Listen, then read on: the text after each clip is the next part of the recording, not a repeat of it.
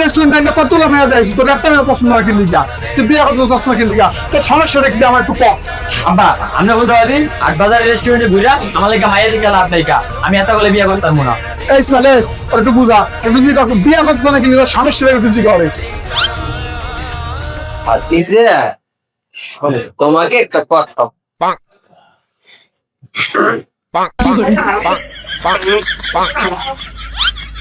এই যে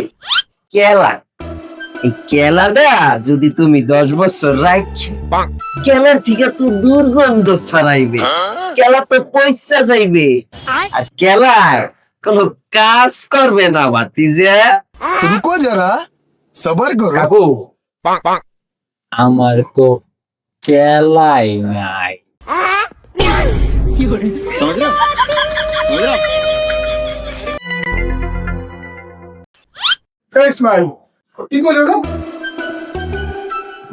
ভাই ও বুঝি আমার যে কেলা ভাঙ্গা হেডেই মনে হয় তোরে কইছে না